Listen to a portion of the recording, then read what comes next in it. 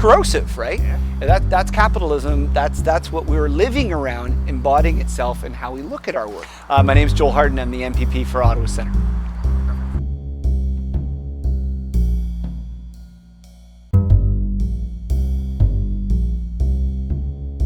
It's not easy. I actually have found, interestingly, that across the political spectrum, there's a bit of an individualistic mindset that goes on. I think probably it's because we live in a capitalistic society that encourages that.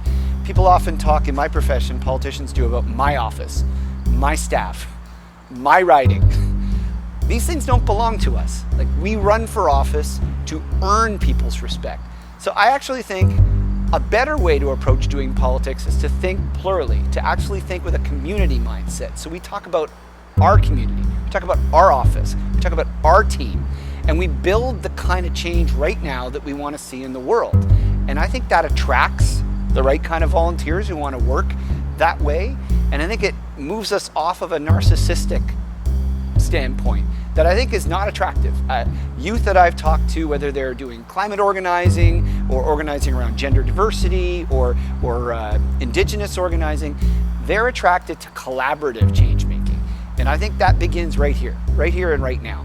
And if we can do that, I mean, I think that there's no limit to what we can achieve in politics, but we actually have to bring politics down to people. Well, I remember when I was a union organizer in the city of Toronto, becoming very frustrated after knocking on doors in a largely Sikh and Punjabi neighborhood in Mississauga and in Brampton.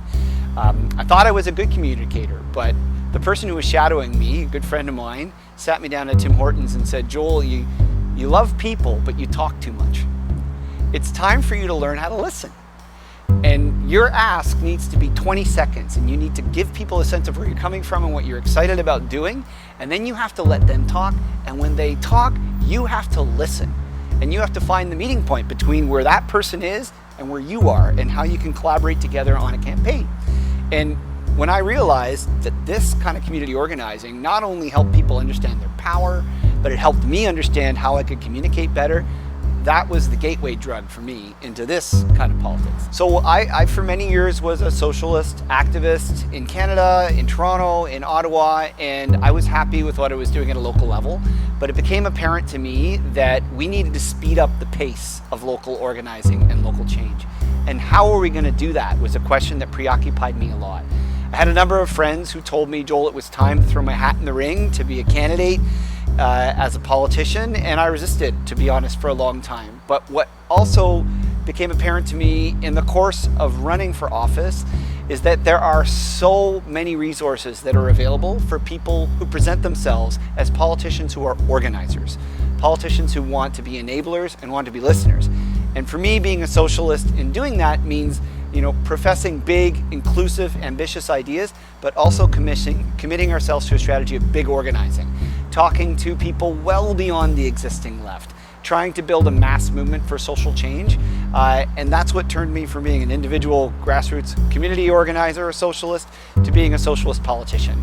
And it's not easy. There are lots of contradictions involved in doing so, but it's been very rewarding, and I think the best is yet to come. One of the shocking things I saw when I went to the legislature was realizing that a lot of it kind of operates like a club. Every day there's a reception in the legislature where some lobby group will provide free booze and food to politicians, and you start to realize how this individualistic mindset becomes ingrained. I think we have to break all that up. All those anachronistic traditions we have to reject them. And we have to bring politics back down to earth. We have to use all of that money, which quite frankly is being squandered on that kind of club and clique mindset, on empowering communities. And that's what we try to do with our office. We try to take the resources of our office, help people hold meetings, help people organize, help people get sound systems, help people get access to the media. That's what we do to try to help local people make change. We're not the change makers individually, we're part of a movement. And if we bring that community organizer, movement building approach, I don't think there's any end to what we can accomplish.